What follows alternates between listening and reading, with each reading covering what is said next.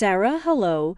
Don't forget to like and subscribe before starting your tale if you want to learn more about how I got through one of the hardest nights of my life, an experience that fundamentally altered my life.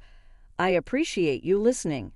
The purpose of the evening was to organize a celebration at Mrs. Whitmore's opulent residence. The beautiful china that covered the table was ornamented with soft light from crystal chandeliers, creating the ideal setting. I believed that the family supper was a happy one. I couldn't wait to tell everyone about my recent promotion, which marked a big advancement in my marketing profession. I can still picture straightening my outfit and inhaling deeply as I prepared to share my accomplishment and anticipated applause and congrats. I leaned in to say, "I have some great news," to my husband Tom as the appetizers were being served. He gave me a nod, urging me on. I turned to face the family and declared, "I am now the senior marketing director." But I heard a cold quiet in place of cheers. Mrs. Whitmore's lips tightened into a tiny line as her gaze focused. I could hear her hissing a little bit as she leaned in to ask, "Is this what we raised him for? To have his wife's career eclipse him?" Tom, who had always been supportive, seemed to shrink under his mother's gaze. His smile faded, and he withdrew his hand from mine under the table. I tried to salvage the moment, saying, "It's a great opportunity for us, Tom. The raise is substantial." But Mrs. Whitmore cut across the table, her voice dripping with disapproval. "What about starting a family, Sarah? Do you think money can replace the joy of children?" Tom joined in, his tone suddenly cold. "Yeah, Sarah. When are you planning to settle down a bit? This career isn't everything." I felt the sting not just from their words, but from the betrayal in Tom's voice. "I thought you were proud of me," I responded, my voice trembling. The main course was served, and the conversation shifted to other topics, but the tension simmered, much like the pot roast on our plates. Tom's demeanor grew increasingly hostile, mirroring his mother's disapproving frowns. Dessert had just been placed on the table when Tom abruptly stood up, throwing his napkin down. "You should know your place, Sarah. You're my wife, not my competitor." His voice boomed through the dining room. I stood up, my heart pounding. "Being your wife doesn't mean I have to give up on my dreams, Tom. I deserve respect, not this." Then, in a flash that still haunts my nightmares, Tom raised his hand and struck me across the face. The sound echoed, a sharp crack that silenced the room.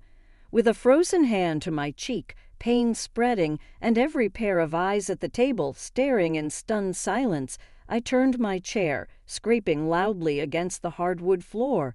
I walked steadily to the foyer, my mind racing.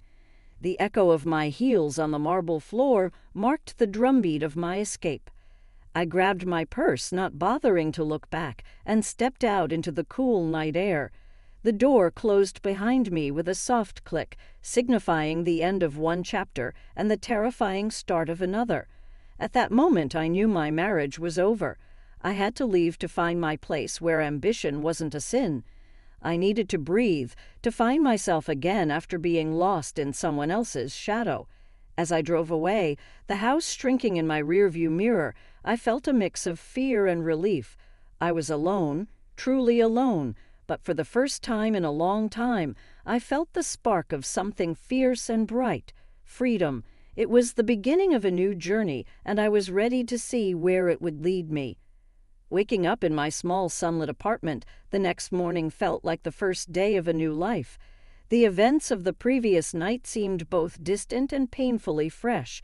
My phone buzzed continuously with messages of concern and confusion from friends who had heard whispers of the incident. I ignored them, focusing on what needed to be done. The first thing I did was call a recommended divorce attorney. "I need to file for divorce," I said firmly as soon as the call connected. "It's urgent." "Understood," the attorney replied. "I'll prepare the initial paperwork. Can you come in this afternoon to go over the details?" "Yes, I'll be there." Hanging up, I felt a small, victorious thrill.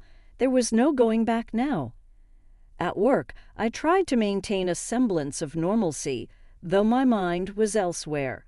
My boss, Mr. Daniels, noted my distraction. "Everything all right, Sarah?"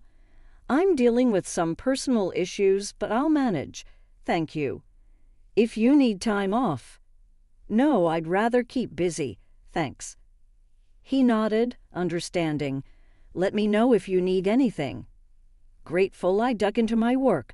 The familiar tasks were a welcome distraction, and my colleagues were supportive, making it easier to breathe amidst the chaos of my personal life. "Heard about last night, Sarah. Are you okay?" Jenna, one of my closest friends at work, asked. "It's been tough, Jenna, but I'll get through it." "You're stronger than you think. And hey, if you need a place to crash or just hang out, my door is always open." "Thanks, Jenna. I might take you up on that. Drinks after work, my treat," she said with a smile. That evening, over drinks, Jenna and I talked about everything. Despite the turmoil in my crumbling marriage, I found relief in moments of laughter and camaraderie, even if just for a few hours. When I finally returned to my apartment, I checked my phone and saw several missed calls from Tom. I debated whether to call him back, but decided against it. Instead, I sent a text. "I filed for divorce. Please respect my space during this time." His reply was immediate and filled with desperation. "Can we talk about this, please, Sarah? I didn't mean." I responded firmly. "I need space." "Tom, good night," I said as I put away my phone. A mix of emotions swirled within me: sadness, relief, anger, but above all, determination. I was free now, or at least on the path to freedom. Looking around my sparse but cozy apartment, I felt a deep sense of peace. This was my space, my sanctuary. No one here could hurt me. I thought about Tom and how his own choices, influenced by his mother's toxic views, had led him to this point. He had isolated himself from the person who had stood by him all these years. It was sad, really. He had let his better judgment be clouded, but that was no longer my problem to solve. That night, as I lay in bed, I realized I was no longer just surviving. I was stepping into a phase of life where I could finally start living. Tomorrow I would be stronger, and the day after even more so. This was just the beginning, and I was ready for whatever came next. As my career soared to new heights, I became deeply involved in larger, more impactful marketing campaigns. My network expanded as I connected with influential figures in the industry, hosting webinars and leading workshops that highlighted my expertise and leadership. One busy Monday morning, while reviewing campaign proposals, my phone buzzed. A call from Lisa, a well-known industry contact. "Sarah, I heard through the grapevine about your personal situation. I'm sorry you had to go through that," Lisa began, her tone sympathetic yet professional. "Thanks, Lisa. It's been tough, but I'm managing," I replied. "Listen, I've been thinking there's an opening for a conference speaker next month. The topic is resilience and leadership. I believe your experience, both professional and personal, would really resonate. What do you think?" The offer took me by surprise, but it was an opportunity I couldn't pass up. "I'd be honored, Lisa. Thank you." As my reputation grew, so did the whispers about Tom's behavior. It wasn't long before these murmurs reached the ears of those who once respected him. During a routine industry meetup, I overheard snippets of conversation about Tom. "He's looking for work again," one executive muttered to another, after what he did to Sarah, who would hire him. The other replied, shaking his head. Meanwhile, Tom struggled in his professional world, a stark contrast to my thriving career. He tried to reach out several times, attempting to repair his tarnished image. One afternoon I received a text from him. "Can we meet? I need your help." Against my better judgment, I agreed to a brief coffee meetup. "Sarah, sorry, I was wrong," Tom started, his voice low. "I've lost so much, I can't find work anywhere. It's like all the doors are closed." "I'm not in a position to rewrite the past," I said. "But you could help me. Talk to people. Tell them I've changed," Tom pleaded. "The professional community talks, Tom. They know what happened. It's not just my story anymore. It's about the choices you made." Leaving the cafe, I felt a mixture of pity and resolve. Tom was learning a hard lesson about respect and consequences, one he had brought upon himself. Back at work, I dove into my projects with renewed vigor, determined to use my experiences to empower others. It was a bittersweet realization that sometimes personal trials could lead to professional triumphs. But as I looked ahead to new projects and opportunities, I knew I had made the right choices for myself, forging a path that was true to my values and my vision for the future. With the finalization of my divorce, it felt like I could finally exhale after holding my breath for so long. This new chapter wasn't just about moving on, it was about taking everything I'd learned and using it to fuel my future. At work, my role expanded beyond my day-to-day responsibilities. I started a mentorship program for young women in marketing, driven by my own experiences of overcoming adversity. It was during one of these mentorship sessions that I met Ava, a bright and ambitious intern who reminded me so much of myself at that age. During one of our mentorship sessions, Ava looked at me with curiosity in her eyes, her notebook ready. "Sarah, how do you handle criticism, especially from those who think you don't belong?" I smiled encouragingly. "You listen, you learn, and then you let your work speak for itself. Never let anyone's doubt become your reality. Use it as fuel to push harder." Ava nodded, scribbling down notes. "And what if it's really tough?" "Then you reach out, lean on your network, find mentors, and never be afraid to ask for help. We're stronger together," I emphasized. The mentorship program wasn't the only highlight of my life. My social circle had also expanded. I was frequently invited to speak at industry events and social gatherings where I shared my journey. At one such event, a networking dinner for leading marketing professionals, I was approached by Derek, a former colleague who had heard about my recent achievements. "Sarah, I must say your talk was inspiring. How do you keep pushing forward after everything?" Derek asked, his admiration evident. "It's about not letting your past define your future," I responded, accepting the compliment with a nod. "Every challenge is a stepping stone to something greater." Our conversation soon shifted from casual to a deeper discussion about potential collaborations. "Sarah, have you ever considered writing a book? Your story could inspire so many," Derek suggested. The idea intrigued me, and by the end of the night, I had exchanged contact information with a publisher who was also at the event.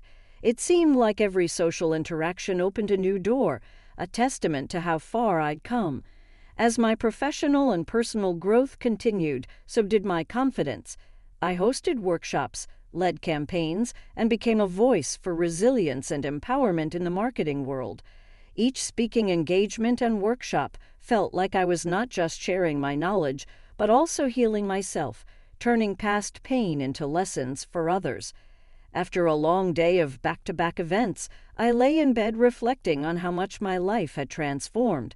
I was no longer the woman who sat at that dinner table silently suffering. I was a leader, a mentor, and a survivor who had turned her trials into triumphs. This wasn't just a new beginning, it was a vibrant, fulfilling continuation of a journey that I was proud to claim as my own.